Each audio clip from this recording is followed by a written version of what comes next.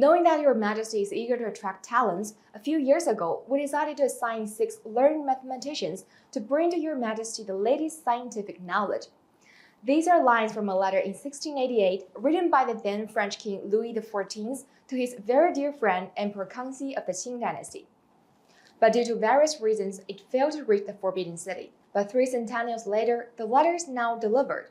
At the exhibition, The Forbidden City and the Palace of Versailles, exchanges between China and France in the 17th and 18th centuries, this letter is shown at the opening piece along with 200 or so other exhibits.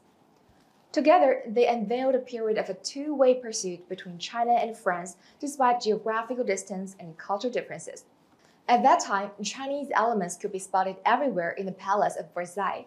Louis XIV, a passionate lover of Chinese culture, built a house decorated with porcelain, the Tianan de Porcelain, and he even dressed up in traditional Chinese costume at the ball he threw to celebrate the inception of the 18th century.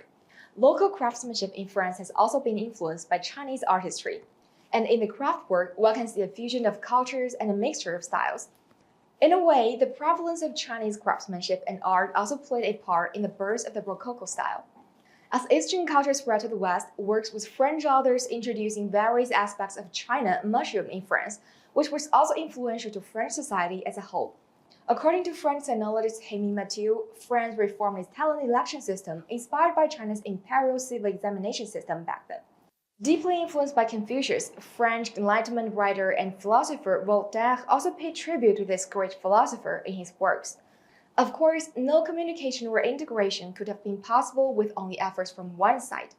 Back in the 17th century, another batch of mathematicians made it to China and were received by Emperor Kangxi.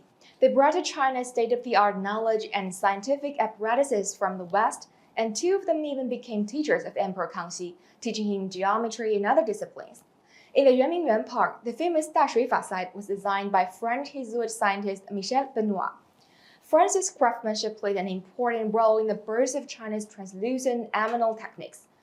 In the exhibition we mentioned at the beginning, a little pocket watch, which is considered to be a gift from Louis XIV to Kangxi, is also on show.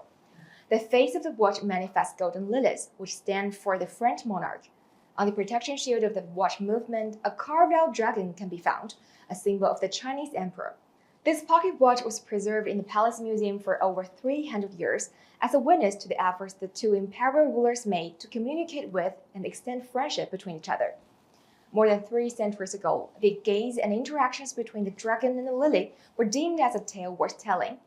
60 years ago, the People's Republic of China and the Republic of France decided to establish diplomatic relations against the backdrop of Cold War estrangement and tensions between the East and the West, a move that embodied insight for wisdom and courage, and initiated a new chapter for collaboration between the East and the West.